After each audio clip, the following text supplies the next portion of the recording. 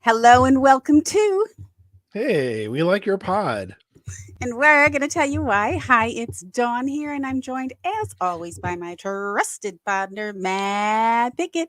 How you doing, Maddie? It's so good to see your face. Yeah, same to you, but more of it, Don. So I'm good. I was thinking about what to talk about at this part of the podcast as I was walking up the stairs, and it occurred to me, I don't think I told you, I maybe broke my pinky toe on my left foot last Friday.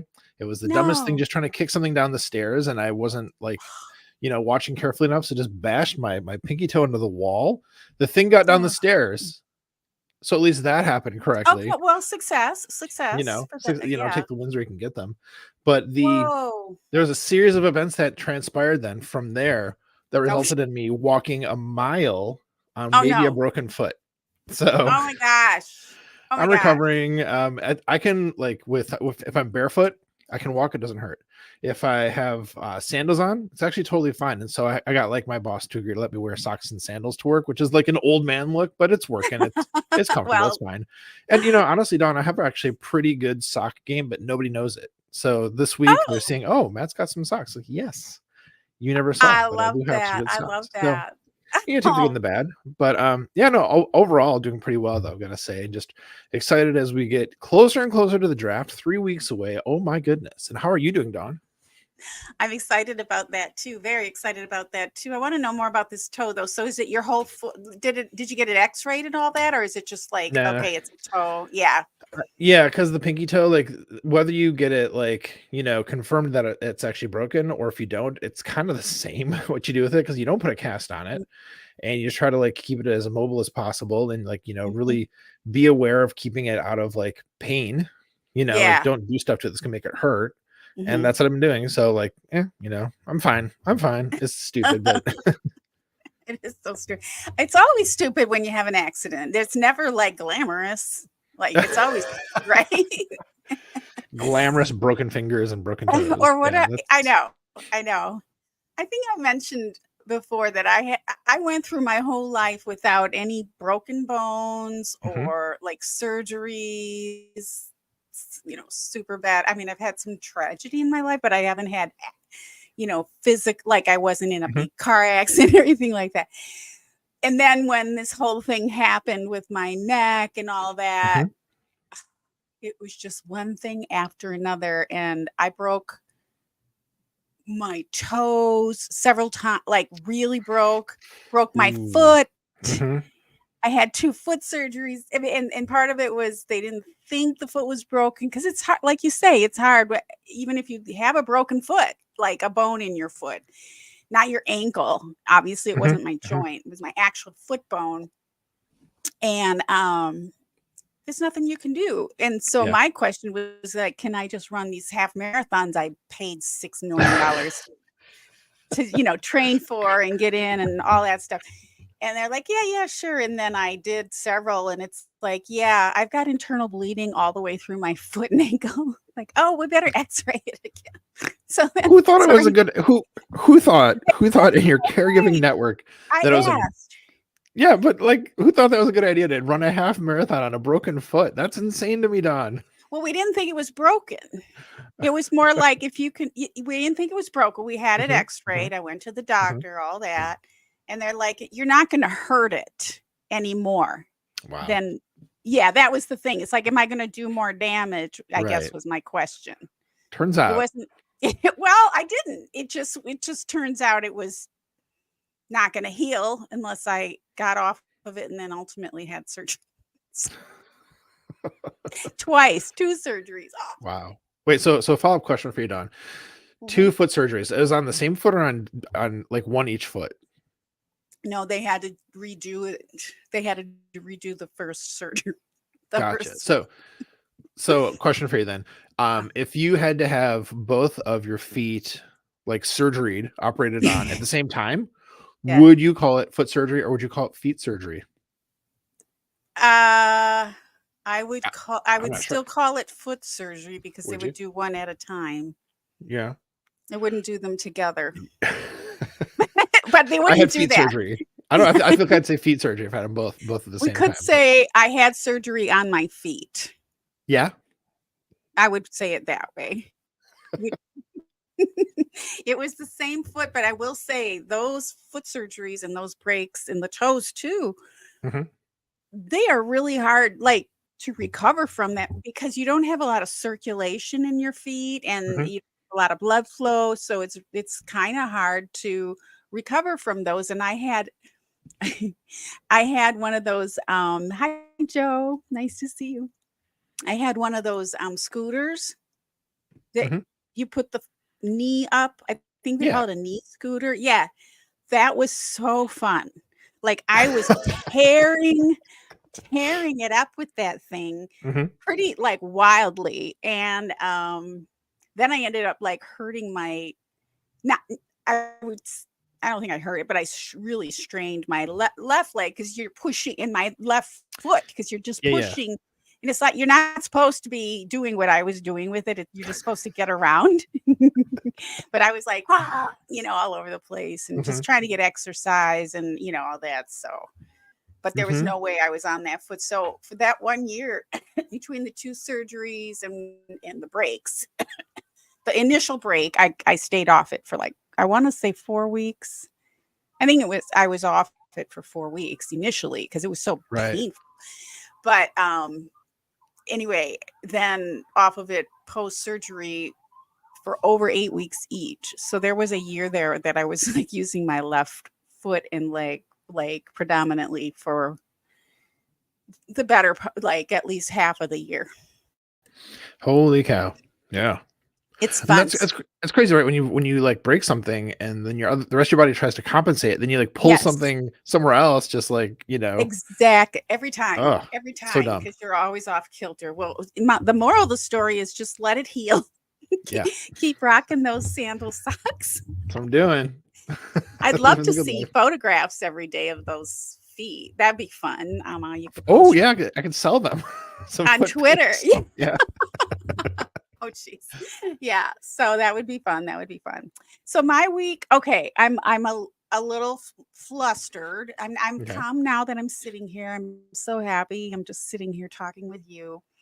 And so I decided to live stream every day the jury selection proceedings for the Idaho versus Chad Daybell trial.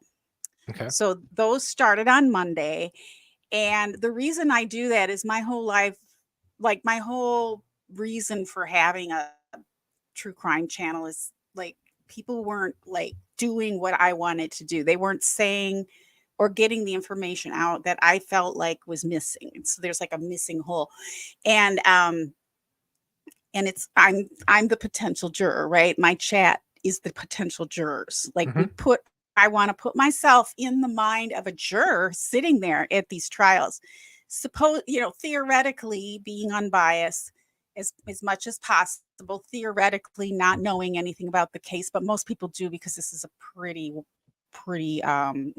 widely reported on case, and then there was a trial prior to it of one of the co-conspirators, so it's kind of hard not to know anything about it. But anyway, Hmm. so listening to this whole jury selection process and the questionings, really interesting, really informative. A lot of people were like, oh, I don't want to do that, wait till the trial starts next week. Hmm. But what it does is it really gives you color, like for what, especially if you're looking at it from a juror's standpoint, like what would they be thinking? How are they seeing it as an Hmm. unbiased person? So it gives it a lot of color. And I'm going to kind of use this analogy throughout our show. So that's why I'm talking about it so much. But to know and so through you don't get to see videos of the jurors, okay, because they're supposed to be held anonymous, they're sacred. What they're doing is very honorable, to do jury duty, to show up, and then to be assigned to a trial like this that's going to be probably 10 weeks. 8 to 10 weeks, suppose. I don't think it's going to be that long, but then this is a death penalty trial. So then they'll have to be held over if they have a guilty verdict. Then they have to do another mini trial after that, the sentencing phase. And the sentencing phase they'll have to be sequestered for that. So honestly, with the kind of media they're getting, it's surprising they don't have them sequestered the whole time. But if you can imagine sitting on leaving your job, not being able to talk to your family, your friends, or anybody about what's going on for 10 weeks, and then having to sit in a hotel room with these people for another 1 to 3 weeks, probably 2-ish. It's a sacrifice. It's a duty, but it's a huge sacrifice. So but by the questioning, and you get to hear their voices at least in this trial, they're allowing the audio, which is what I've been live streaming and listening to for the last, this is day 4, 8 hours, 9 hours a day. Like, oh my God, Dawn, wait, yes. 8 or 9 hours a day for 4. Oh, wow. No, I was like, what, like 2 hours a day? Like what? Like, good Lord. No, it's a full-time job, it's a full-time job. And so I've had the live stream going, and I've had people, coming in, but it's been very worthwhile, because at first people were like, oh my gosh, but now they're getting it. And you can hear so when they're finally done picking the final 18, they're not there yet, but we'll have heard their voices. We only have a jury number, but we'll know if it's a man or a woman, if they have children. We might know what they do for a living. And so I just think it's cool to know who these people are who are willing to do this, because they had to be willing. I mean, they could have gotten out of it. They could have lied. They could have done a lot of things.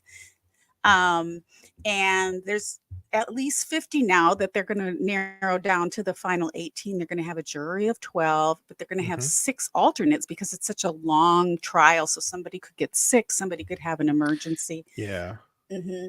So we'll have like a little composite for each one, and and then and so it's making me more excited about the trial too, because I'll have their vantage point and their little pictures in mind, and cheering them on. Whatever they decide, it's up to them. And it's really kind of neat to go through this process, because it is a requirement as a citizen of the country to do duty. Yeah, it is. It's kind of wild, and it has me thinking about all kinds of stuff, like, oh my God, why is this a law? Like, how can they make people do this? Stop your life, and you're gonna do this for weeks. And no, it's crazy. It's serious stuff. And the judge is like, why were you late? Or why didn't you show up yesterday? There were some people, and you can get fined, you can get thrown in jail. I mean, it's serious. So it's just got me like thinking of things with a different perspective. And that's what the NFL draft does for me off season, before the season. It gives me so much color, a different perspective. I'm not like just, okay, who are these people? Where'd they come from? Like, it's just a new name on the field. It's like a whole different composite. And so it's I was thinking when I was taking a shower before, like, this is kind of similar to what we're doing when we talk about the draft. That's segue, Dawn. That's segue. All-time segue. You're deep into talking about like live streaming 8 hours a day, jury stuff, true crime, then right into, and this is like the draft. And it was seamless. And it was good. I loved it. Did it make sense? Does it make sense? Yeah. I did. For a second, I was like, wait, what's happening to this? Why am I still talking about the jury thing? Yes. And then you brought it home. No, that was great. I love that. Bring her home. That's so true. That's so true. You get to know the individuals as individuals. And I love that. And we have various draft guides are going to have, tidbits about the different players. Mhm. And and studying them and hearing more about their stories, it's amazing. It's an amazing part of the year for football fans. And it's a lot of extra work, like live streaming something for 8 hours a day. Exactly. It's a lot of extra Yes, work, but it pays off, and it's exactly. awesome. Exactly. It is a little extra work, and um the other thing is, and I think I mentioned this plenty times on this show, is I end up with the NFL draft by participating in it and learning about these young players, regardless of what team they go to. Mhm, mhm. Um, I can respect them more as humans, because not only that, you might research. I do, like, their backgrounds. Where'd they go to high school? What's their Mhm. story? Like, some of these What's the guys have story? stories, family Yeah. stories, um, friends in the NFL, association, just things that give you that color of the players as human beings. Mhm. Um, and so in that way, it's also similar. So a lot of ways it's similar. So that's what brought me, I guess, so, to suggesting maybe we have a little bit of a different format for our show tonight, Maddie. All right. And some of my true crimers said they were going to show up tonight for this. We'll see what happens. They're certainly available for replay. That's no problem. And if you're That's also true. podcasting, Mhm. sorry you can't see the pictures, but so my suggestion was to Maddie, guys, and I hope you like this, is we're gonna just pretend like I don't know anything about the draft, because I don't. That's not such hard of like a big reach. And so Matt's gonna kind of teach me everything I need to know as somebody who's a novice at being interested in the draft, and why it's such a big thing. Like, why is it a thing? And what's so interesting, and not necessarily that you're going to answer that, but you'll possibly see that through our discussions. And so for those who don't participate in the NFL draft or know what it is, if you watch a team, just the very basics, if you watch a team, that team has to be put together somehow or another, and the way that it's put together every year is there's this draft process that all the teams, all 32 teams in the NFL participate in, and they each get to pick a certain number of players based on the performance of the previous years and other factors, including like somebody they might have traded for. But primarily, the main thing that people look at is the first day of the drafts, the first and second rounds, where those are usually somewhat more closely tied into the performance of any given team the previous year or two. So if your team didn't do super well, your team might be higher in the draft, and they might get somebody who's the more desirable. So the higher they are, the quicker they get snatched up by the teams. There's usually because they're superstars, or they're supposed to. They were superstars in college, or they have a lot of promise, or their statistics are really great, or something like that. So, but just in very basic terms, that's what the draft is about.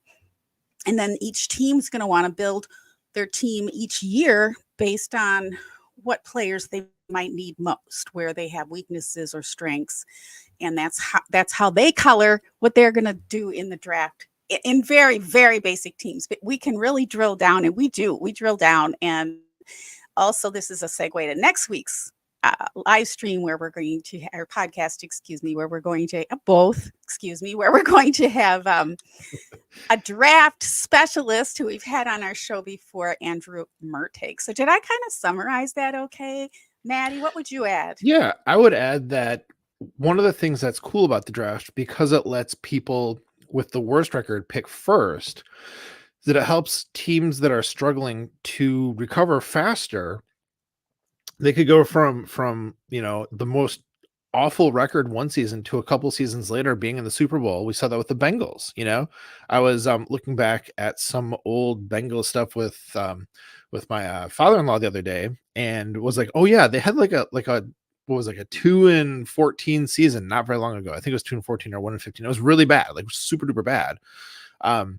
But then, they picked up Joe Burrow and Jamar Chase, and then all of a sudden they're in the Super Bowl. And, sure, they didn't win, but the fact that they went that far to be like the champions of half of the league of the AFC, having been on the scrap heap previously, Mhm. is for me the beauty of the way how the draft is set up. It's designed to bring the parity to the league that the people who run the league, the commissioner, the people in like the head office, they want that.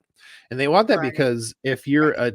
a fan of a team that just is bad forever and ever, the Bears, that's hard. And it's hard to keep those people around. And it's hard to get like new fans to come in if your team is just bad forever and ever. Right. So, giving those fans really a Mhm. chance to have hope that their team will be good again and can Yeah. rise up is, they do say it's the hope that kills you, right? But at the same time, Mhm. hope is a beautiful thing. Um, the Packers were bad for a long time, and then things started to turn around for them. And that we've been very fortunate to have like a really good record for the last like 30 years, basically. But even in um, even in the worst years for the Packers, we still knew we could get a better draft pick at least. Because it's not like we're good every single year for the last 30 years, but most of them. And Mhm. so, looking at the Bears, speaking of, they have the number one pick this year. They're probably going to pick up this guy who has a chance to be an amazing quarterback, Caleb Williams. They have another pick in the top 10, so they might pick up another really, really good player to go with that. It's going to do a lot to fuel Mhm. their ability to have a major bounce back from being the worst team in the league Mhm. 2 years ago. And, for as much as we don't like the Bears, though it is a friendly rivalry, it is a friendly rivalry for We're most people picking for on the most of the Bears time. tonight. I Hello. mean, historic rivalry. Um, it's I don't want to say I'm excited to see their potential turnaround, but in a way I am because the Packers have beat them like the last 10 games or whatever it is. Maybe more than that. I can't remember the number is, but it's a lot. It's Yeah. been a while since the Bears have beaten Yeah. us. And for something that's supposed to be the oldest rivalry in the NFL, it hasn't been a true rivalry for a while. So to get it back to a place where it's more balanced and it really means more to actually beat them instead of just they're this punching bag, this like easy 2 wins in the schedule. Right. It's a different kind of fun, because sure, it's fun beating up on the Yeah. Bears, Yeah. but it's kind of more fun if you actually can respect the other team. And that sounds like a Right. terrible thing to say, like we don't respect the Bears. I mean, look, the way it's been run, the way the organization's been run, for the last decade or so, yeah, don't have a lot of respect for the Bears. I don't. And so Yeah. to see that change, I don't know. It's interesting. I'm here for it. I don't want them to start beating us all the time, but to see them Right. become better is interesting. So that parity that is built into the process to make, teams have ups and downs and not just like dynasties who win all the stuff all the time. Kansas Right. City, you're going to fall eventually. I think is a beautiful thing. I like it a lot, actually. Right. That is a good point. And we and even the players, I mean, from every standpoint, whether it's the teams making a decent amount of money so that they can support having a team in their city or whatever, Mm-hmm. to the to the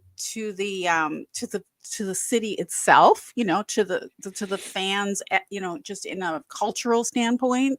Like, where would the Bears, like, what if the Bears all of a sudden weren't in Chicago? Something really big would be missing, right? So, or just like the Packers with Green Bay. I mean, it would just be weird to have that happen. I don't even want to say it out loud, but the whole idea, and then the players themselves, they, as they say, iron sharpens iron, right? So they're Mm-hmm. going to get better. They're going to feel better about what they're doing when they play the game for us. And it's going to be more exciting. Sure, we always want to win, but aren't the victories more sweet when there's like a real fight, like a real Yeah. even match? Yes. Yeah. Yeah. So that's why the NFL, I believe, is very successful. It's annoying at times, but it's successful because the teams, there isn't a, even if we say a team is the worst or they're doing badly, okay, they're still an NFL team, and anything can happen any given Sunday, and Mhm. they're pretty closely matched, even from the very best to the very worst. There's still not a huge difference Yeah.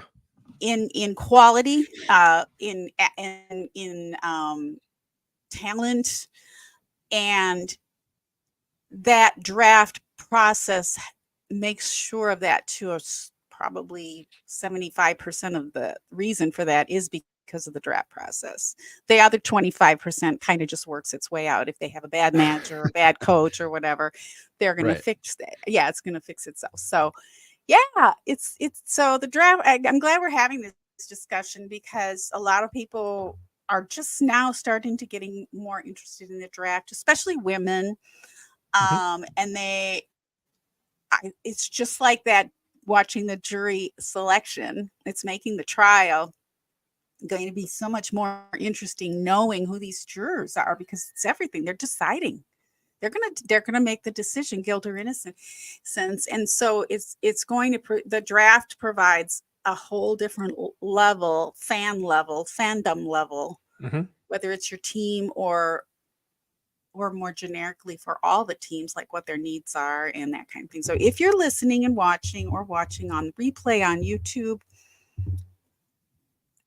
put your team in the comments, ask what you want to ask. If you know if you're involved in the, mentally in the draft, not obviously involved in the draft. If you're involved in the draft, you're probably not going to have time for commenting on YouTube right now because you're going to be really busy.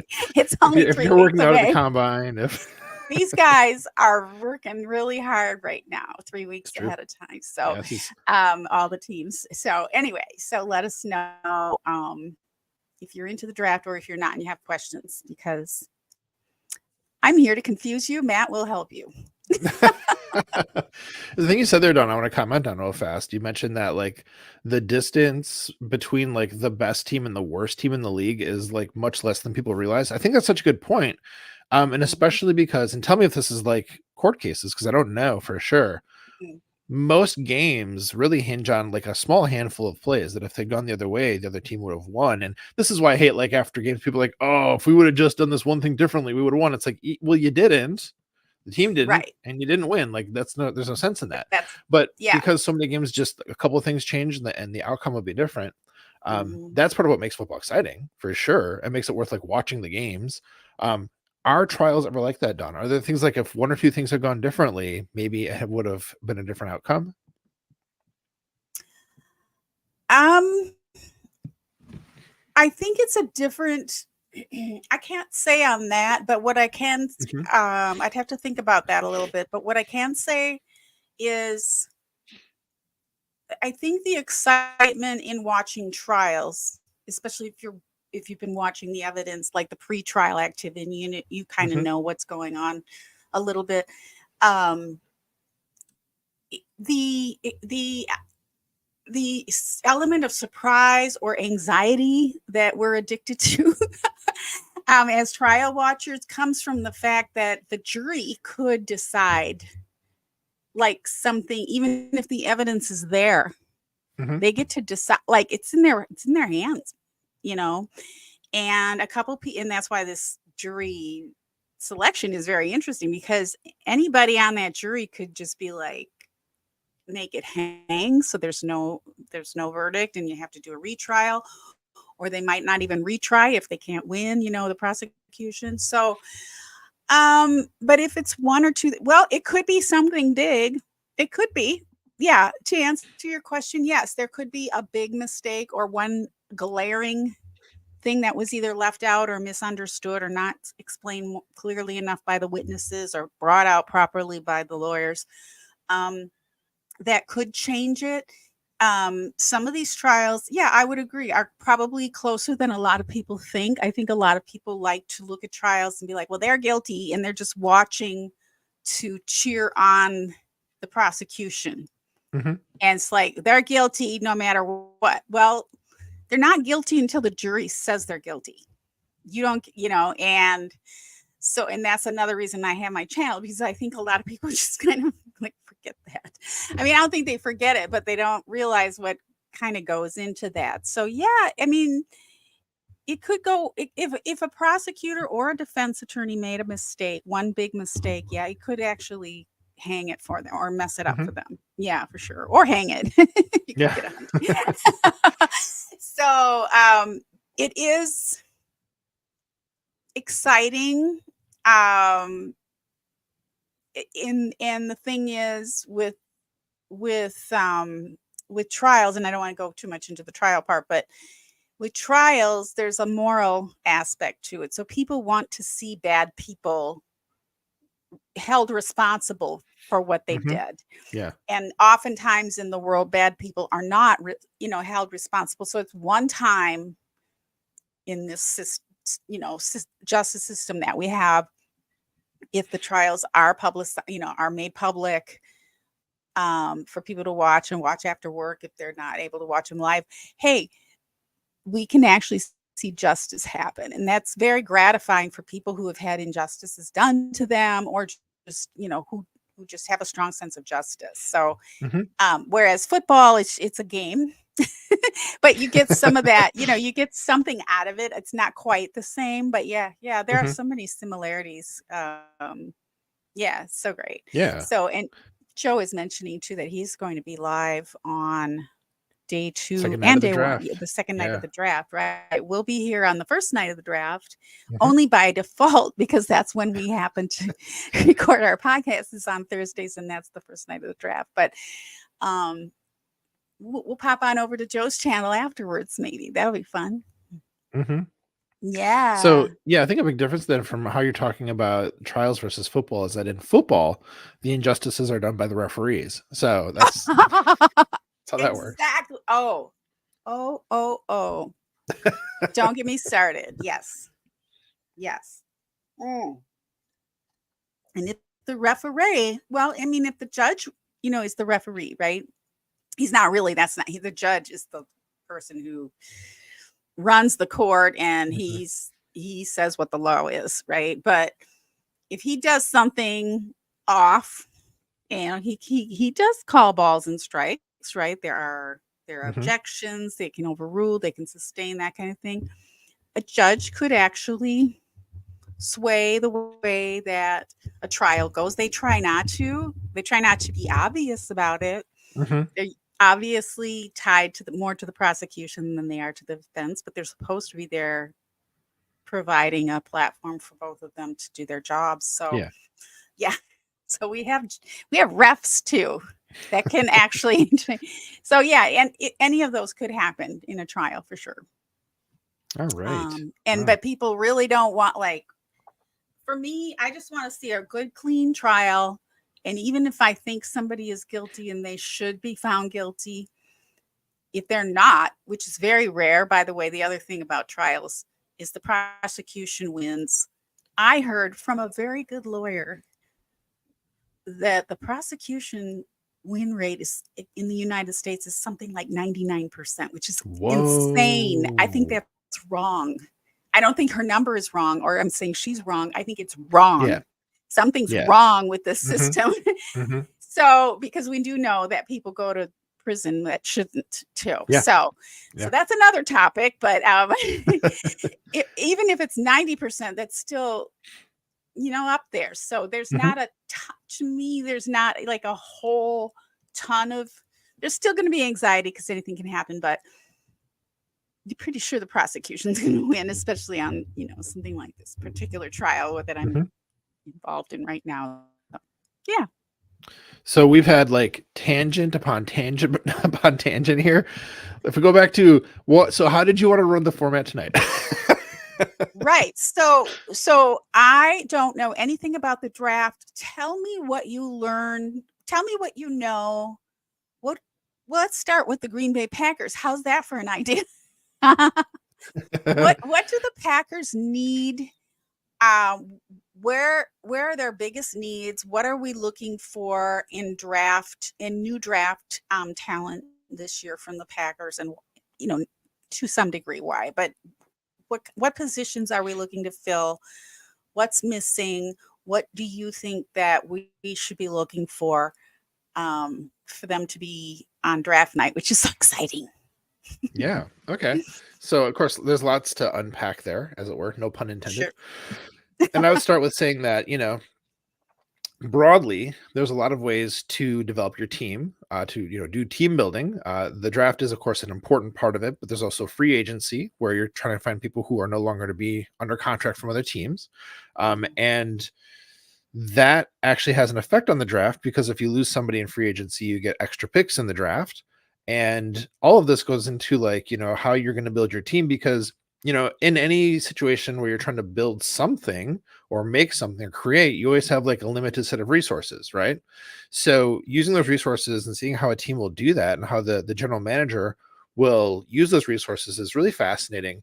It's one of kind of like those background, really interesting things about just how the sport goes. And I think that's true of any sport and so many things. So when you look at like in the draft, there'll be people like certain years a draft class will have a stronger crop of certain things. Like this year, there's a lot of really good wide receivers and a lot of really good quarterbacks, especially the top end for both of those. And so if you're lucky, your team needs one of those things that year and you have no trouble finding it. Right. Well, the Packers this year, their main needs are safety for sure.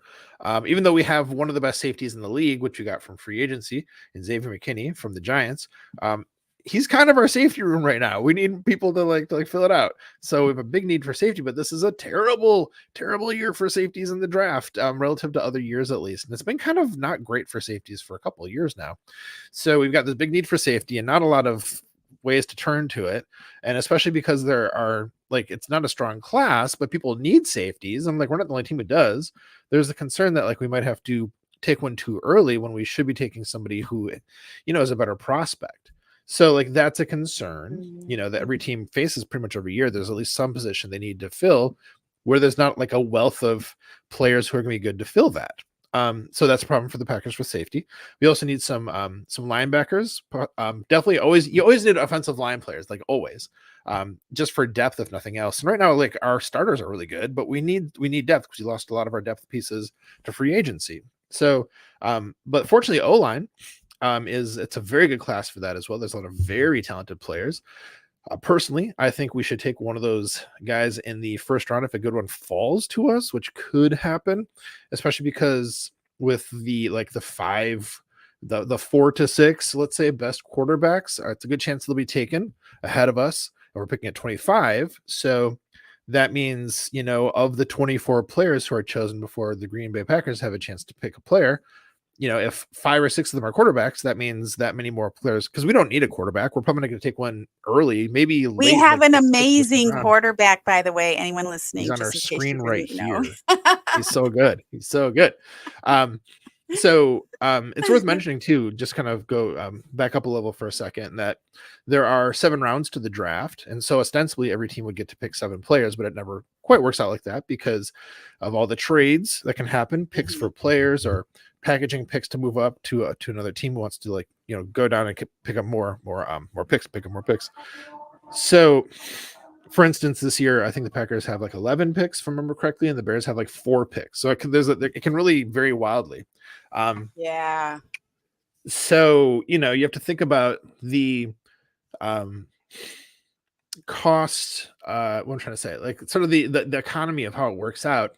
Like you need to be able to take a player for a position of need.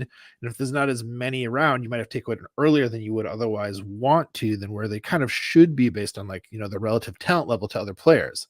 And this is just team building. This is how to allocate your resources, how to make the best team possible. And, part of the process right now of studying the different draft picks is trying to guess, who's gonna be good at this next level. Some players are really good in the college game, and for some reason it just doesn't translate to the pro level. And some players show a lot of promise in college but didn't have a lot of production, but then all of a sudden are able to put it together in the pro league. And even to that end, there's a lot of positions, I think, especially that take time to develop in the NFL. Like people have to be in there for a couple of years and get a lot of practice and put in the reps to like really reach their potential. So basically, to sum that up, I would say the draft is one of the ways that teams, build and develop. And there's excitement right now as we have 3 weeks until the players are actually drafted over the course of 3 days.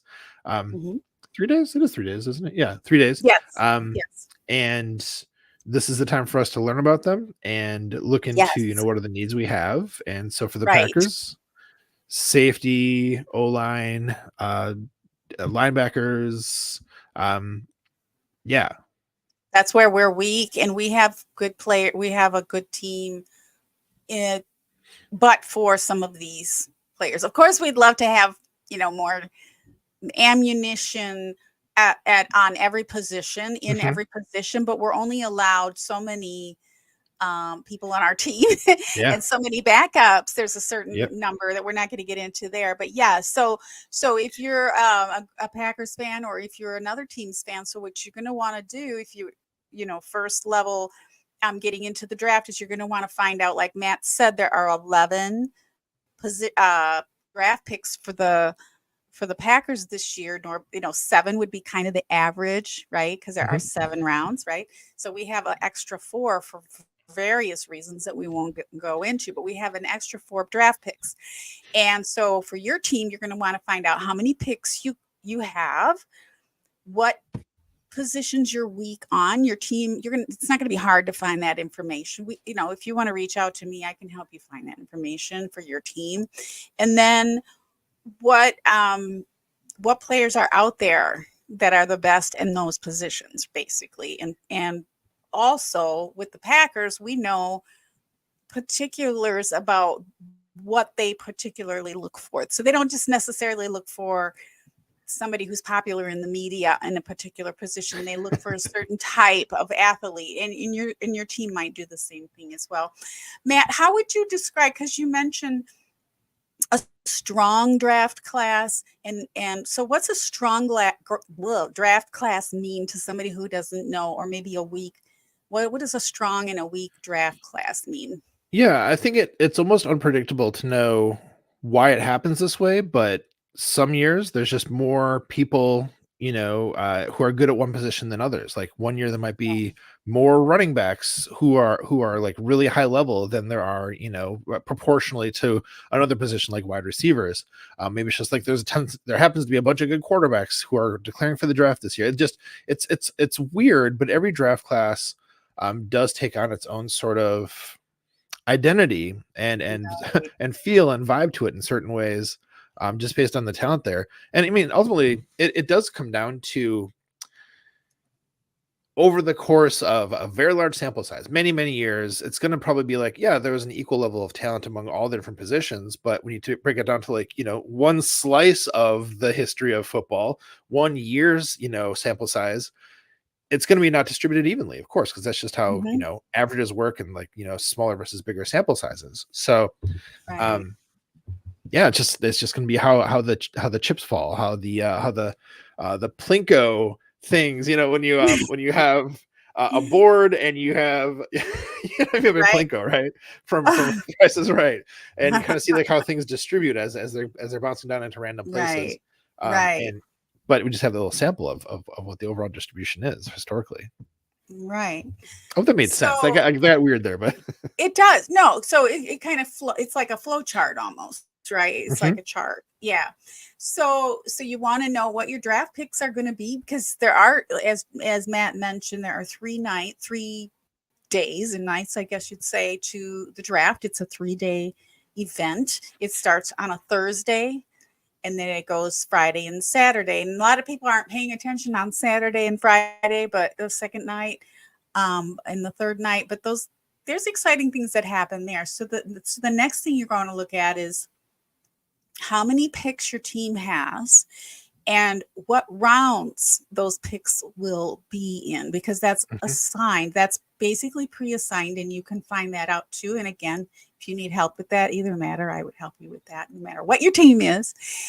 And so, like, for example, the Packers, they have, oh my gosh, let me look at my chart. They have 11 draft picks, as Matt mentioned. They have and so also, sorry, before I go on to that, so when you find out how many picks your team has, and what rounds they're in, that's based on the draft position. So there's going to be draft positions of 1 through, is it 300?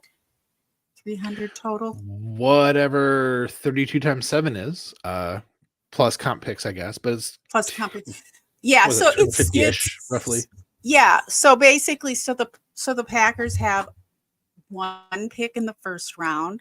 It's pick number 25. So as Matt was mentioning, a lot of the best players, like depending on what you're looking at, by the time you get to the 25th pick, might be gone unless there's some kind of a trade up or something like that. And that can happen on draft night too, which is really exciting, or draft day. So we have for the Packers, for just again, for an example, the second round pick is going to be number 41. So it goes from 25 to 41. And then we have picks in the third, fourth, fifth, and sixth round, just like most of the other teams.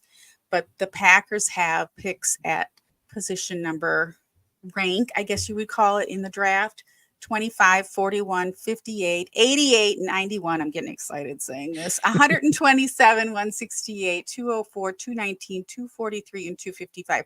So we know there are at least 255 in the draft this year, and I think there's more than that. So it's probably somewhere between 255 and 300. So the lower level, like the farther out on day 3 of the draft that it is, the lower number of rankings these guys are going to get. So they might not be the most sought after player in that particular position, but they might still be really great. I mean, they probably are really great. If they're even in the draft, they're going to be very great. And again, from a humanity standpoint, these guys have worked their whole life just to get into the draft. This is everything to these guys. So it's very exciting. Regardless of where they go, it's just very exciting to watch them. We want all of them to get a place on an NFL team or to get their chance to shine, right? Yeah. And so in the first night, it's just the first round. The second night, it's rounds 2 and 3. And then because you have 4 more rounds to go, then for the rest of it, for one day, it is going throughout the day on Saturday. So like you said, Don, people might tune out a little bit, not pay as much attention. And especially because the way how the league sets it up and broadcasts it and hullabaloos it, they make the first 2 nights really exciting. And also it takes teams longer to get their picks in. And I think they maybe push it to make it more dramatic and stuff. Oh yeah. So there's more fanfare around that because they're also the most celebrated, more talked about players. So we get into the third day, the teams are getting their picks in a lot faster. It's much more efficient process by that point. But the excitement, I think, of the third day is that you're looking for these players who might have, who have amazing potential and might be incredible players. We just don't know necessarily yet. What I'm trying to say is like hidden gems. You're looking for the hidden gems. Yeah, hidden gems. Like last year, the Packers picked up Dontavian Wicks in the 5th round, and it turns out he might be one of the better receivers, at least in the NFC, if not the whole entire NFL, right? Because he had slid down through the draft rankings for reasons I'm not totally clear on. Actually, I have to look into that. But he's definitely a much better receiver than you would find in the 5th round typically, or even you'd look at Tom Brady, one of the all-time best quarterbacks, was not a 1st or 2nd or even 3rd round prospect, right? And he was drafted in the 4th round, I think. I'm gonna fact check myself here while I'm talking about it. It was 4th or 5th. Yeah. So if I say players aren't always drafted in a spot that is actually commensurate with their ability, their potential, what's going to end up happening with them. So there is some real unpredictability with it. That is also part of why it's exciting. And, just kind of having the sort of dreams and hopes for the players that you pick up later on in the draft. It's very exciting stuff. Yeah. And their dreams and hopes. And I think Brady's a great example because, there are stories about him that I've read fairly recently where he he ended up at the Patriots and he's like, I'm going to be the best quarterback you've ever seen. He had that attitude. I don't know if you want to call it a chip on his shoulder or whatever, but sometimes being drafted low or almost not being drafted can really affect a player's mentality, which is such a huge part of the game. And it can make us really want to cheer for that person too. And especially if you hear this, at the time, sometimes you don't hear these stories until later, but sometimes being drafted lower, these people really have the saying is they have a lot of dog in them, right? So I think that the players that are drafted lower sometimes mentally have more dog in them. I don't know. I could be wrong, but that's my theory. And that's why I I like like to that. watch I like that. all 3 days. Yeah. Yeah. I like to watch all the way till the very end. Like I'm totally committed. I'm So committed. Don, this is gonna blow your mind a little bit. Tom Brady is actually drafted in the 6th round. There you go. I knew it wasn't. I knew it was a little bit low. Right, the 6th round, people. 6th So round. that's the second to the last round. We're Yeah. talking Tom Brady. Yeah, look what he did. Look what he did. Right. So just what? And so, like Matt mentioned, the first night of the draft is all over broadcasts, and it's kind of like the Academy Awards type of event of the It really is. draft. It's A lot of really fanfare. dramatic, and that's fine. But like you said, the gems might be in the 3rd, 4th, 5th, the 2nd, 3rd, 4th through 7th, the lower rounds, basically. So, okay. So, and Joe in our chat said, yeah, we for the Green Bay Packers, they, basically the team and the people watching the team are going to identify, basically based on last year's performance and other things, or who we might have lost via a contract or an injury or something like that. What positions the Packers are looking for. And like Matt said, so Joe also kind of reverberates safety, O-line, cornerback, edge. Yep, cornerback, edge, D-line, running back, tight end, wide receiver, QB in that order, right? So we don't need a QB, so it's the last thing we need, but we always need an extra backup QB. But we have a pretty good backup QB right now. Yeah, but our backup's pretty yeah, good. and so sometimes the lower draft picks end up on the practice team, and they just end up helping keep it competitive, keep people in shape, and keep the edge on that way too. So they're a very important part of the team. And hey, guess what? I have another segue back and forth to the true crime thing, because guess what? Okay, so I just remembered this. So during the verdict's not gonna be for 10 weeks. During the jury selection, the lead prosecutor was doing her turn, and she used a lot of analogies to these, to help these jurors understand what they wanted and what their job would be, and what, so they could decide whether they were up to it, and so that the lawyers could decide whether they were up to it too. So one of her analogies was the NFL and the Super Bowl. And she was saying, so if you're familiar with the NFL and the Super Bowl, and, the team that wins, every single person on that team, every player, every part of that team, they get a Super Bowl ring. Do you think everybody should get a Super Bowl ring, right? And so these people, and so that was an analogy for jury selection. It was very interesting. But the point being, everybody on the team, right, including the practice team on any team in the NFL that wins the Super Bowl, will get a ring, right? They're an important part of that team, even if they're not the ones out there.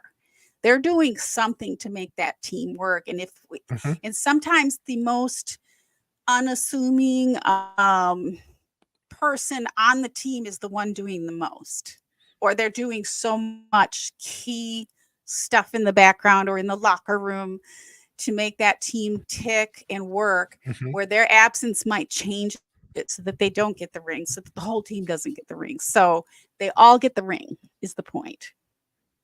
Even the 7th rounders. That's right. Yeah, and it's like everyone on the team, even the coaches, the executives, other key team employees. It could include like maintenance people who manage the uniforms. Like everyone gets a ring, and it's a pretty amazing thing. Yes, and they all matter. So I personally don't poo-poo those 6th and 7th rounders, man. They're important guys too. That's right. And we love to see them, like you said, Tom Brady was almost the last round. Can you imagine? But he was convinced he was going to be great. And so he figured it out, and he did it. He did what he needed to do, I guess. So, okay. So those are the positions, and that's kind of how the draft works. So tell me now more specifically, we're interested in the Green Bay Packers, right? So what have you learned? Where are you at with, let's just say the first, because because we don't have all night, right? We're already going pretty long as it is. Yeah, where are we at? Like, what have you learned about the safety, the O-line, the cornerback, or maybe even the edge? Your choice, or all three or four Yeah. of those. Yeah. Well, I'd say since we're a podcast that focuses on like talking about the content that we have There we go. Yeah. consumed in the last week and come on here Yeah. every week to do it. A thing that I really like about this part of the year for football content is that a lot of the content is team agnostic in that, like, for instance, a thing that I'm going to be talking about a little bit later about one of my superlatives for the week is a resource that isn't specific to the Packers, but it's just about players in the draft. And so I was able to share it with a friend of mine who's a Browns fan that I work with, a Neat. long-suffering Browns fan. And he was like, this is really cool. And it wasn't like, I'll show you this, but it's a Packers thing, whatever. No, it's like, Right. this is a thing about the players in the draft. So a lot of the content right now is team agnostic. And so it's like you have this chance to hear from all kinds of different perspectives about who's out there and what to watch for. And like there are also there are team specific things. There's another resource I'll be talking about later that is a very team specific thing for the draft. But suffice to say, you mentioned safeties, right? Knowing from looking into who the safeties are and how people are talking about them and how they measured athletically, that's how we know that it's not as good of a safety class. I'd say personally, like, it kind of kind of worries me about who we're going to find for that. But is as far as sort of the I don't have the consensus big board up here, but that's another thing that's really kind of interesting is like people will do these mock drafts online and that builds into this like consensus draft board of where people think players are being taken. Which doesn't necessarily, predict much at all. It's just kind of where people seem to think it is. And maybe the teams feel completely differently, but there's going to be some level of, matching up. So I was saying that I don't have the consensus big board pulled up, but I could say that, some of the top safeties maybe are more like, second round talents at best. People like, Tyler Nubin, your Jaden Hicks, Kalen Bullock, Cole Bishop, Dadrian Taylor, Demerson, guys like that we're starting to hear a little bit about. Like Malik Mustafa is a name I've heard a lot, for example. Cameron Kitchens, that is. I always want to say Kitchens. And like these are players that probably won't go very high, except for the fact that there's going to be more of a run on them, because there's just less supply. And safety is a position that hasn't been super strong for a little while in the draft. So, it could artificially inflate where those players are taken. But yeah, those are some of the ones. The one that I'm interested in for safety actually is Tyler Nubin. He seems very interesting because I think people expected him to test a certain way. It didn't quite go the way people thought it would. So there's some kind of, like, is it more the tape? Is it more his measurables? Like, what is it exactly? Interested in him, interested in Cole Bishop as well. I've heard some interesting stuff about him. So trying to dig into the safety class has been interesting because people aren't talking about them as much because it's not like we have these like high wattage superstars like we do like the quarterbacks this year, like the wide receivers, like the O-line. There's like, I could probably off the top of my head like name 8 or 9 O-line people who might go in the first round and a half. Like that's crazy. That's how strong the class is for that, Wow. So, there's some really okay, go ahead. ahead. No, go ahead. Well, I was going to say before you go to the next position, I have a question for you as somebody who knows nothing. Okay. Before you go to that, so let's just say the safety. So here's the other thing that might make, if you're new to this, for me, one of the things that I think is interesting is looking at what other teams need safety. Who's your competition? I mean, if nothing else, it's just kind of fun to know. It's just kind of fun to know that. But also then you can start understanding, because when the draft happens, inevitably those numbers, those pick numbers, they're going to be jumping all over for all the teams, like simultaneously, because there's going to be trades going on for people who want something. So the Packers might want to trade up, give something up for a safety, maybe not. But I just wanted to mention that because it's kind of a fun little element I like to do, is to like look at what other teams And what other teams are kind of closely so that's who's your competition, right? You always want to know who your competition is, right? It might not matter, but it's kind of just a fun thing to do. And then also who might have something you want to trade up for. So you might be, so when you see a trade, it's not just like something that's hitting you on the side of the head. It's just a little bit more exciting to mentally be involved in that process, or understand at least what's going on. And again, the first time you do this, you're going to learn more every year. So the first time you do, it's going to be like, oh, wow, now I get this. Now I'm going to look for this next year. So it's a really exciting and fun thing to do. So thank you. I just wanted to kind of mention that too. Totally. And then again, just by way of reminder, you could get a safety in the 5th round that could turn out to be just a superstar. So I'm not worried. I'm not worried because the Packers know what they're doing when they're drafting, and they do have that draft and develop philosophy too. So I'm not worried. I should be, but I'm not gonna worry. I'm not gonna worry. Okay, so O-line. How come there's so many O-line? Who's the O-line? What positions are the O-line, by the way, for those who might not know?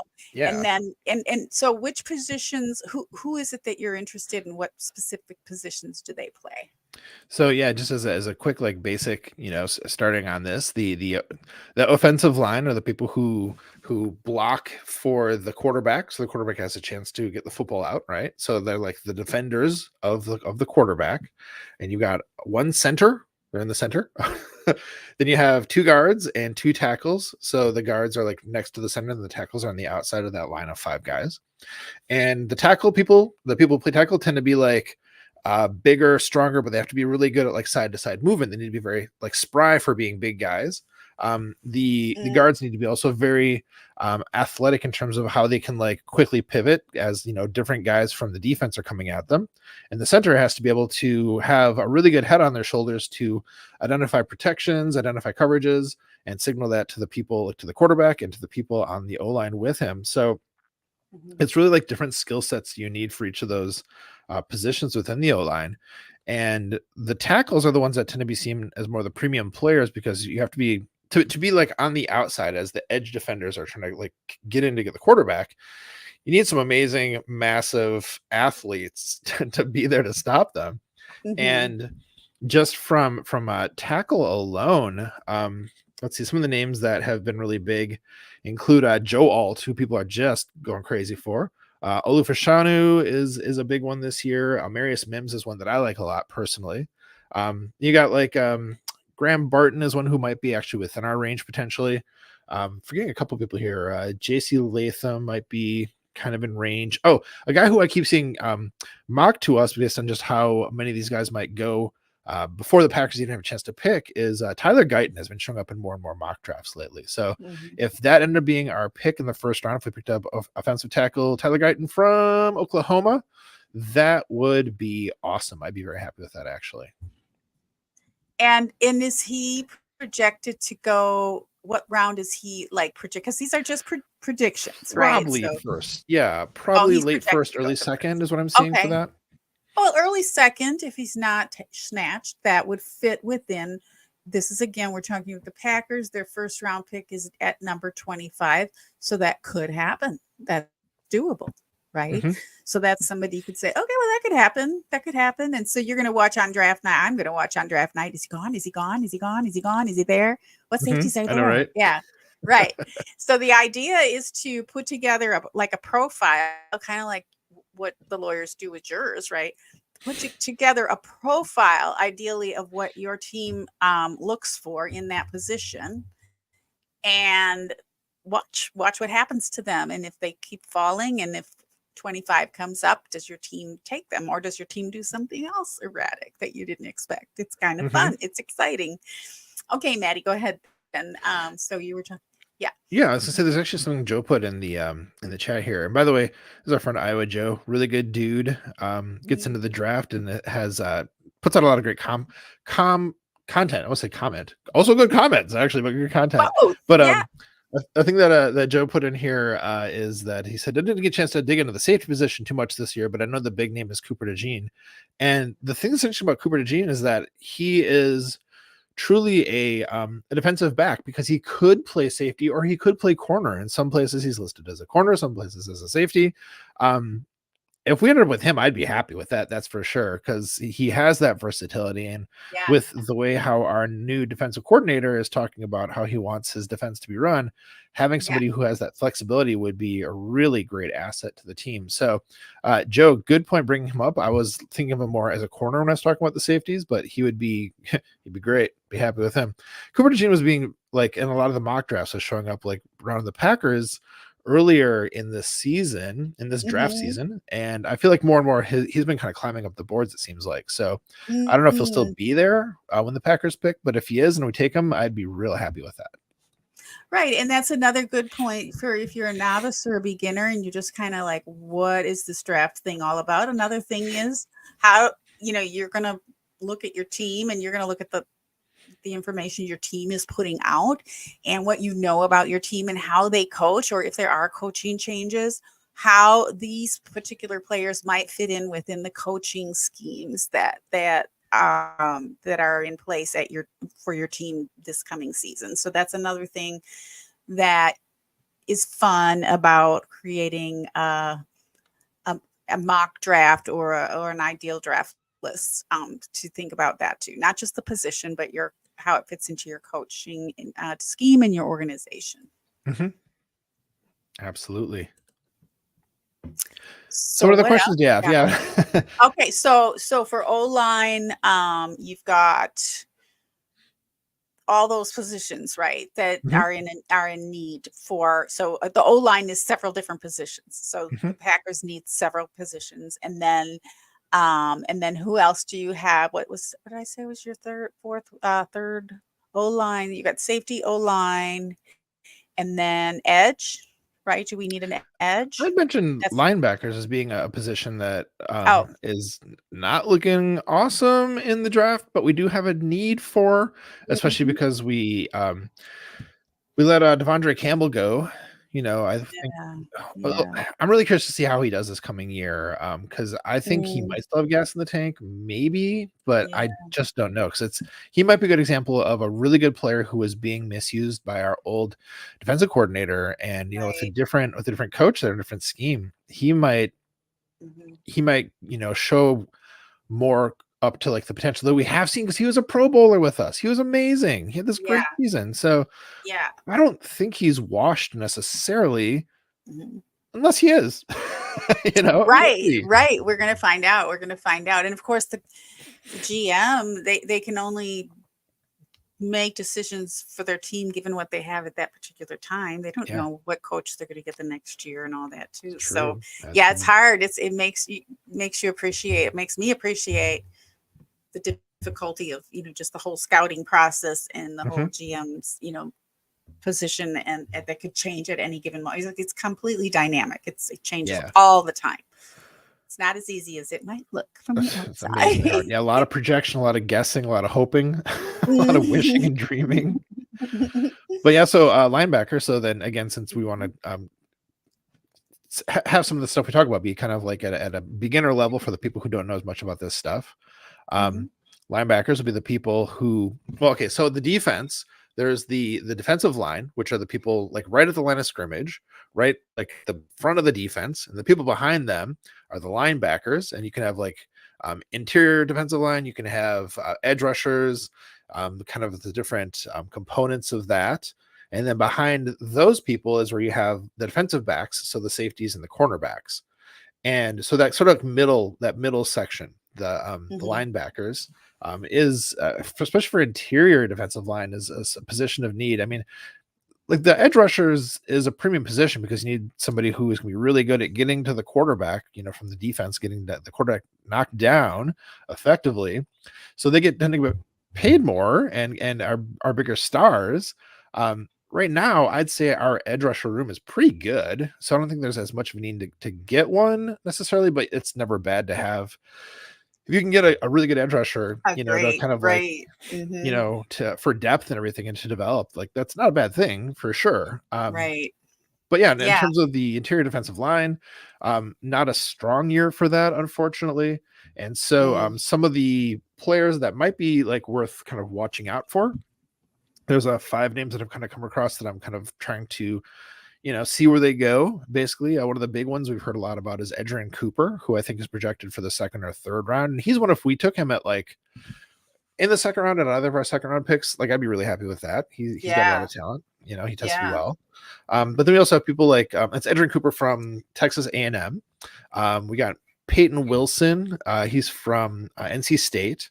And so they're both like ones that I'm really interested in. But we also have like Junior Colson, Cedric Gray, Trayvon Wallace, all like intriguing players who probably will go in the first 3 or 4 rounds. So really looking forward to seeing if we do pick up, 1 or 2 of those guys. And a thing that, the Packers GM, Brian Gutekunst, tends to do is he'll often take, many people at one of the positions, like maybe 3 or 4 players at one position to, really like make sure we're getting guys in there who at least if just half of them are good, then you have a couple of good players to really fortify that position, that might be really in need of some fortification, which I think is an interesting strategy. It is. And again, that's iron sharpening iron. You never know. You might pick somebody that you think is going to come out on the top in that group. They're competing with each other for the top, for the position to be on the front line there. And you might get something unexpected. You never know. But usually they kind of know what they're looking for, and they're usually pretty right on with the picks. So, okay. So how do we tie all of this into your amazing superlatives tonight, Maddie?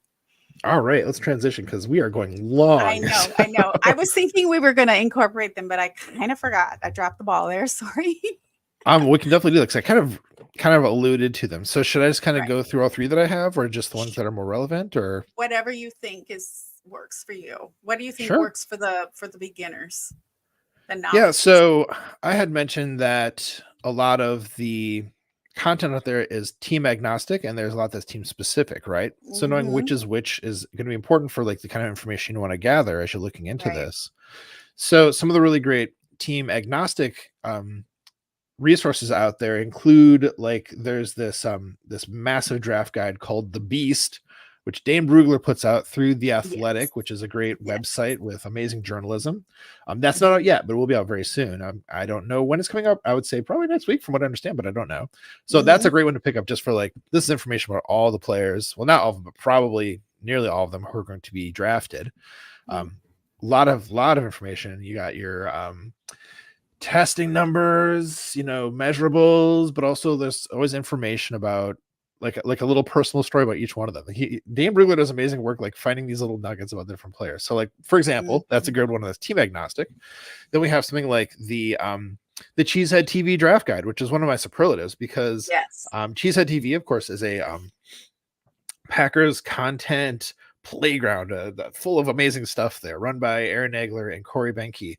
And they do a draft guide every year that is put together through the amazing efforts of many people, but special shout outs to Jersey Al, our friend Jersey Al, friend of the show, because he is the editor in chief and brings all these people together, does all the work making it happen. And so that just came out this week. And in the Cheesehead TV draft guide, we have a lot of really great contributors, and I'm going to just do some quick shout outs for the people that we've had on the show. Our friends Tim Backus, Paul Brettel, let's see who else we got here. We got, of course, Dusty Evely has a big article in there. Kyle Fellows, we've got, let's see who else here. Look through the credits. Maggie Loney, Brian Maffey. Side note, is amazing. So it does not get enough attention and enough flowers. So side shout out to Brian there. He's amazing. So those and many, many more people, contributed to the Cheesehead TV draft guide. I just downloaded it yesterday and just started to dig into it. And it's so good because you have these like in-depth articles on certain topics. Like, for instance, the like Paul Brettel does this whole long article about the young, wide receiver room for the Packers. You have the parent of one of the players in the Packers who himself was a player, and talking about the whole process of like being drafted, and what that's like. Dusty Evely has this huge article on our new defensive coordinator's scheme, what that's going to look like. Then, you know, beyond all like these really great articles, because I only just listed a couple of them, it just goes into really like amazing depth about the players of the different positions. Oh, I should say to that end, the article that Brian wrote for this is about like which players won't be Packers based on what the Packers tend to look for. But yeah, just all the detail goes into with like all the players who, you know, are likely to be drafted and how they, you know, are or aren't good fits for the Packers. So though it's like covering a lot of ground with the draft, it's also very focused on what the Packers needs are and how those you know, players could fit in with them. So that's a team specific one. Another good team agnostic one that I want to mention here that I like obliquely referred to, the thing that I shared with a friend of mine who's a Browns fan, and I could share with a fan of any team, is Andrew Mertig's horizontal draft board, which he just put together like in a Google Doc. You know, he does a lot of like film grinding, does a lot of research, does amazing work, and then just puts this out there as a free resource because he's just that awesome. It's so great. It's so great. Yeah, it's really cool because what he does is he lays it out basically as like it's easy, it'd be easy to see it, you know, of course, but just describe what the spreadsheet looks like. Basically, the columns are the different like positions, and the rows are the different rounds, like where he thinks they should go. Pretty much, like, you know, he'll have like the first round quarterbacks could be these guys, the second round quarterbacks could be these guys. And so just like each cell in the spreadsheet is like this position in this round, probably these guys. So it's just got a really cool way, I feel like, to kind of not be like, you know, this guy number one, this guy number two, this guy number three, this guy number four, like just straight down the you know, like a draft projection, like a mock draft. That's what a mock draft is, but rather like, well, in this range at this position, these guys. And I find that like such a helpful guide. And of course, I mean, like, you know, other people will disagree with some of the you know, where he slots people in, you know, because of course a lot of this is projection and subjective, you know, opinions about stuff. But just as a way to conceptualize, visualize, organize, you know, these hundreds of players, it's one that I refer to a lot. I often have it as an open tab. In fact, I do currently have it open. I figured I did, sitting right there. So yeah, Andrew Mertig, man, we love you, man. We love Andrew. Good. Yes. And just by the way, he's going to be our guest next week on this podcast. I'm not just saying he's going to be on the show next week. I'm not just saying it for that reason. Because guess what else? That was one of my superlatives tonight. So we were really glad that we both had that as a superlative. Yeah. I retweeted it earlier in the week. It might have been early in the day. I can't even remember. But yeah, so again, as a novice, just to bring this together a little bit, by way of summary, your team content creators for your team might have their own specific draft guides that would be super helpful for you to download. You know, usually they're under $10, right? Yeah. And you're supporting usually a great content creator when you download those. Sometimes they're even free, like Andrew's, but also the Beast, for example, from The Athletic. That is something that covers all the different teams, and those are very affordable too. I think you can get the Beast when you subscribe to The Athletic for like $1 a month or something. So these are not only for people who have $1 million. You can just kind of, even just looking at these, you'll get a sense of, okay, this is what it's all about, because you'll see what they're looking at, what the general consensus are for each particular team player and all that kind of thing. So you can look at a draft from the whole league standpoint or from your team specific standpoint. And there again, if you don't know where to look, even if you follow a different team than the Green Bay Packers, just shout out to either one of us and we can help you find your content creators for your team that you might want to be looking at. Because we often shout out other teams' content creators here too. I have some favorites from teams that I don't like, but I like their content. I love them. So, all right, Maddie. I want to piggyback on that for a second. Sorry to interrupt you. No, that's it. So this is going to be I'm just going to quote my own tweet here. I'm just going to read my own tweet. Okay. Which I feel like is a little bit douchey. I'm just going to do it. So, in terms of, or in relation to like finding these draft guides that are not necessarily very expensive, where do you invest resources? Well, there was, I'd reposted that the Cheesehead TV draft guide was out, and somebody had said like, for the people who purchased before, which which is better, the Packers Report one, this one? I'm trying to say that again. Packers Report also puts out a draft guide. Cheesehead TV puts out a draft guide. They're both Packers specific, right? So which one's better? This guy's asking. And what I said, quoting myself now, I said, get them both. Neither cost too much. They cover some different ground, and it's good to support the amazing folks behind both of them and the countless hours of work they put into them. And then Jersey Al said, perfect reply. Thank you, Matt. So yeah, these things are not terribly expensive. It's good to support these different content creators, because most of these people aren't like, professional reporters who make their living doing this. It's like they do it as for the passion, for the love of it, and probably don't make a lot of money off of it. So the chance to support them is always good. And honestly, and that's the same with true crime. That is where a lot of the best information comes from, because a lot of times true crime channels like myself, they come about because somebody else isn't covering, like the reporters aren't, and no shade to reporters. I always shout out, or subscribe to your local newspaper, all that, support your reporters, but they can't do everything, right? So so we have a lot of content creators that have their own niches, and so that's where you can really get some into the nitty-gritty with some of this information. You can learn a lot about your team, and that makes it more fun for you, and that's the whole idea. Generally more fun. Why are we doing all this? Because it's more fun, it's more interesting, we're learning more. It's educational, and it's stimulating for our minds and all that jazz. So, okay, Maddie. And so any final superlatives you want to mention before we one other that is not draft related, but I really enjoyed a lot. So lately at lunch, what I've been doing is instead of trying to work through lunch, try to actually take a lunch. So I'll just go onto YouTube and kind of see what's out there. And the algorithms of YouTube start to, over time, figure out what it is you might find really interesting. And boy, they served up a good one this week, Dawn. They do. Yeah. So what I saw here was a podcast that's in both video and audio format that I was not aware of. It's called the O-Line Committee. Have you heard of this one? I'm not sure. So the show is two guys who were O-line players in the NFL, two retired professionals. Okay. And then one other guy who's the host, and he played, football in middle school or whatever, but he's not he wasn't a professional football player. And so this is a fun show because they have really good chemistry. And of course, that's just so important for a show really to be fun to listen to. But what they were doing here in the segment that I saw was, the question was, is Jordan Love a top 10 NFL quarterback? And then, of course, the subtitle was why Green Bay Packers may have found another gem. Love to read that.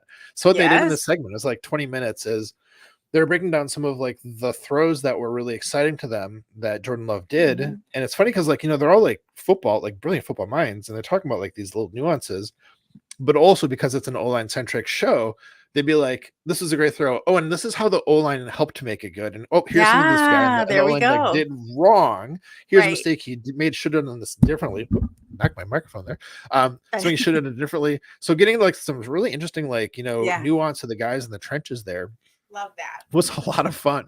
The first level of why it was great is because they're gassing up Jordan Love. Love to see that. It makes us excited about it as Packers fans. But then also there's this really interesting knowledge that you don't get other places, because most podcasts aren't O-line, retired O-line players talking about stuff. Right. It's a little offbeat. I love that. But and I also so the headline or the main title, it wasn't exactly, it kind of got you in there, and then you learned something else. And that's the thing about great podcasts. They're not just you're learning more and more each time you go back, because it's not exactly just that. You're not just there to be reinforced about what you already know, which is what the headline was, right? And the tagline. But so you learn something. I love that recommendation too. So, and that's what I like it. So those were all my superlatives. Do you have some, Dawn? I do. I'm going to defer. I just have some fun ones. And I had Andrew's, we're at about 1.5 hours. So we're a little bit long tonight. So I'm just going to defer the ones I can save them until next week. So you got to come back to see those. I just really wanted to try and do this little primer, because it occurred to me that there's so much great content that we talk about, and we like to do that's what we do here. We recommend, hey, look to this creator for that and this for that, and we liked this week for that reason. But honestly, if you don't even know the basics, maybe you want to start from scratch. Especially during the draft season. And if you're really missing your football team and you want to understand better what's going on and what everyone's talking about, what's all this excitement about, well, this is a way. I just thought it'd be nice to have a little primer for those who might, be in that position. And I have a feeling more than half the NFL fans are in that position. It's like they're not paying attention to the draft, maybe because they don't want to, but maybe because they just don't know what they're missing. Yeah. I mean, that's such a good point, Dawn, because during games, I'm always texting with my dad, right? But at this time of the season, he might be like, so what's happening with the Packers right now? Because he's not paying attention. And he lives in Wisconsin. So it's on the news there, Right. But he's not paying attention to the Packers at all. And I don't think he knows at all what's happening with the draft. I don't know if he knows much about the draft at all. I'll have to actually ask him to see what he knows. But, I think of my dad as being like a football fan, like a real football fan. But that's more like in the season. He's a football fan, and right now he's a golf fan, and he's a whatever else fan right now. So I think there's a lot of people out there. You make a really good point. I think a lot of people don't keep the tabs on football through the whole year. And it's easy for us, I think, to forget that because we do keep tabs on football through the whole year and are heavily invested in it. But a lot of fans out there, this might be helpful for them. So, Dad, if you're listening, you're welcome. You're welcome. I hope it is, because it's kind of like a different language. It's kind of like when you're watching a tryout for the first time. It's like, what are these legal terms? What does this mean? What does that mean? And so we want to understand the language. Once you understand the language, it's much more enjoyable. So love it. Love it. I'm glad we could do this. I'm glad you agreed to the change in format tonight. I was like, hey, Matt, let's do something different tonight. I wasn't sure how you'd feel about it, so appreciate that. All right, Maddie, well, let's bring her home. Yeah. So before I just do the closing script, I just want to say thanks to Iowa Joe, providing some good interaction in the comments here, some good points and perspectives. Appreciate you, Joe. Man, you're one of the good ones, dude. All right. So, friends, we'd love to have a chance to interview you and shout you out if you're a subscriber and a football fan. If you'd like to nominate someone to be a guest on our podcast, please let us know. Our DMs are open on all the social platforms. And folks, when you subscribe to our podcast, you help us to keep spreading the love in our community. And the best way to help this podcast grow is by sharing it with your friends and family. Yes, Maddie, that's right. Because we love you. We're so glad to know you, to be fans of you, and have the luxury of being fans of the most storied team in the NFL. We appreciate your support, your subscriptions, and sharing our pod. And we look forward to seeing you next week on Hey, we like your pod.